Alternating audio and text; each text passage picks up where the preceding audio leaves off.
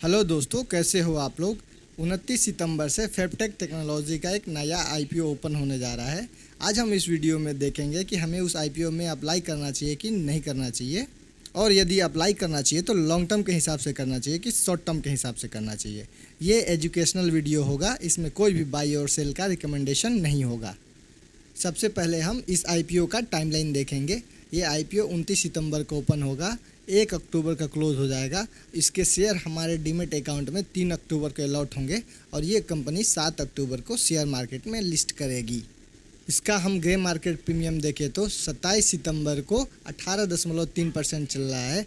यदि rupees term में बात करें तो 35 रुपये का चल रहा है। इसका ग्रे मार्केट प्रीमियम का ट्रेंड देखें तो 25 सितंबर को भी 18% था और 27 सितंबर को भी 18% चल रहा है। जीएमपी में कोई भी चेंजेस आएंगे तो मैं अपने टेलीग्राम चैनल, जिसका लिंक डिस्क्रिप्शन बॉक्स में दिया गया है, उस पर अपडेट कर दूंगा, तो प्लीज़ टेलीग्राम चैनल ज्वाइन कर लें। अब हम कंपनी डिटेल देख लेते हैं, मतलब ये कंपनी क्या करती है, किस सेक्टर में काम करती है। ये कंपनी साल 2018 में इनकॉर्पोरेट हो गई थी, मतलब कि इसको अपने सेक्टर में 7 साल हो चुके हैं।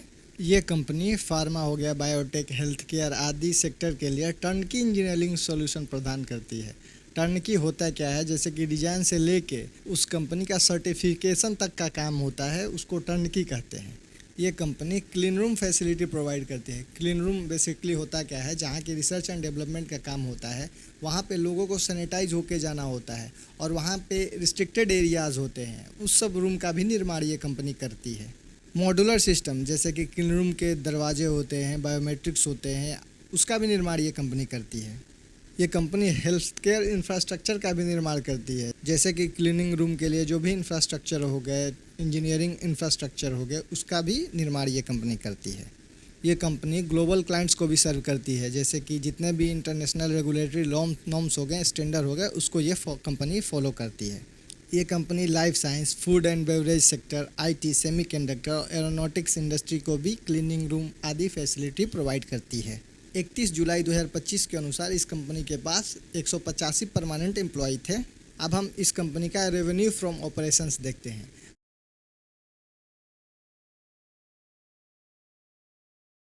75% रेवेन्यू आता है। स्टैंड एलोन फैसिलिटी से इसका 25% रेवेन्यू आता है, जो कि 2023 में टर्नकी फैसिलिटी से 91% रेवेन्यू आता था और स्टैंड एलोन से 8% आता था।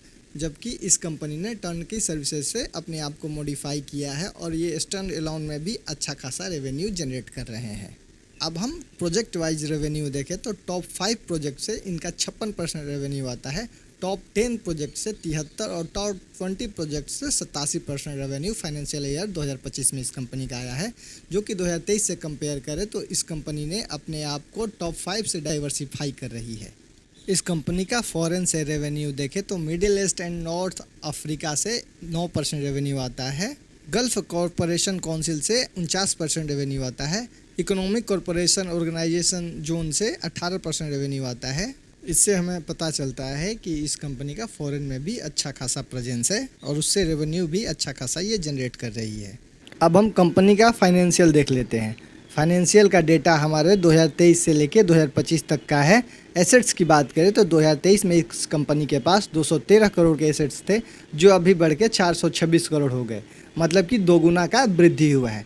टोटल इनकम यानी कि रेवेन्यू की बात करें तो 199 करोड़ से बढ़ के अभी 335 करोड़ हो गए हैं, इसमें भी लगभग 1.8% की जंप है।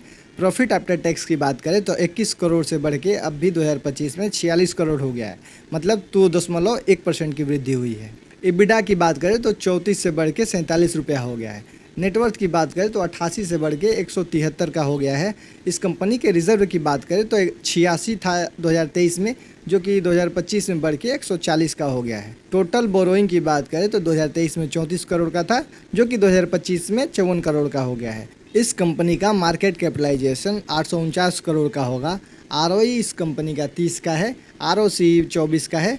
ROC और ROE देखें तो बढ़िया नज़र आ रहा है। डेप्ट टू इक्विटी की बात करें तो 0.3 का है। यदि रिजर्व इस कंपनी का देखें तो डेप्ट से बहुत ज़्यादा है। यदि कंपनी चाहे तो आज अपना डेप्ट पेमेंट करके फ्री हो सकती है, मतलब कि डेप्ट मैनेजेबल कह सकते हैं। रिटर्न ऑन नेटवर्थ इसका 26 का है। प्रॉफिट मार्जिन 13% का है। EBITDA मार्जिन 14% का है। प्राइस टू बुक वैल्यू की बात करें तो 3.5 का है। Earning per share post IPO 10.4 का हो जाएगा। प्राइस टू अर्निंग की बात करें तो 18 का हो जाएगा। इस कंपनी का कोई भी लिस्टेड पीयर नहीं है, जो कि एक पॉजिटिव चीज़ है। IPO रिटेल की बात करें तो इस कंपनी ने 10 रुपये पर शेयर का फेस वैल्यू रखा है। इशू प्राइस बैंड की बात करें तो 181 से लेके 191 रुपये पर शेयर का है। लॉट साइज 75 शेयर का होगा। सेल टाइप सारे के सारे फ्रेश कैपिटल है, जो कि एक पॉजिटिव चीज़ है। टोटल इशू साइज 230 करोड़ का होगा। एम्प्लॉय के लिए ये 9 रुपये का डिस्काउंट रख रहे हैं और ये कंपनी BSE और NSE दोनों पे लिस्ट होगी। IPO रिजर्वेशन की बात करें तो इन्होंने 50% शेयर QIB के लिए रिजर्व रखा है। रिटेलर के लिए ये 35% शेयर ऑफर कर रहे हैं और NII के लिए इन्होंने 15% शेयर रिजर्व रखा है। लॉट साइज़ की बात करें तो रिटेलर मिनिमम 1 लॉट यानी कि 75 शेयर के लिए अप्लाई कर सकता है, जिसका वैल्यू 14,325 रुपये का होगा। स्मॉल HNI 14 लॉट यानी कि 1,050 शेयर के लिए अप्लाई कर सकते हैं और बिग HNI 70 लॉट यानी कि 5,250 शेयर के लिए अप्लाई कर सकते हैं, जिसका वैल्यू 10,02,750 रुपये होगा। अब हम IPO ऑब्जेक्टिव देखते हैं, मतलब कि ये कंपनी जो IPO से 230 करोड़ उठा रही है मार्केट से पैसा, उस पैसे का ये कंपनी क्या करेगी। 127 करोड़ का इस्तेमाल ये फंडिंग वर्किंग कैपिटल में करेंगे। 30 करोड़ का इस्तेमाल ये इनऑर्गेनिक ग्रोथ में करेंगे। बाकी जो रेस्ट पैसा बचा है उसका इस्तेमाल ये जनरल कॉर्पोरेट पर्पस में करेंगे। कंक्लूजन देखने से पहले आपके घर में किसी को भी फ्री में डीमेट अकाउंट खुलवाना है ज़ीरोधा या ग्रो में, उसका लिंक डिस्क्रिप्शन बॉक्स में मैंने दिया है। आप उस लिंक का यूज़ करके फ्री में डीमेट अकाउंट खुलवा सकते हैं। अब हम कंक्लूजन देखते हैं।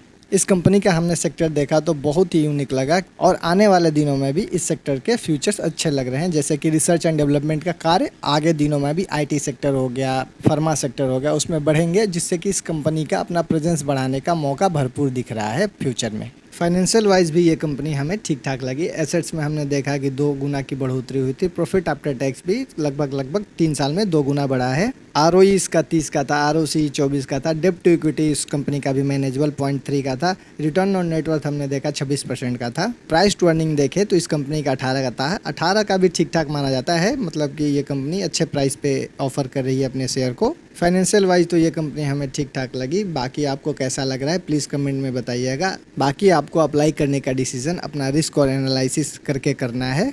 यदि आपको ये वीडियो अच्छा लगा तो प्लीज़ लाइक और सब्सक्राइब कर दें। Thank you.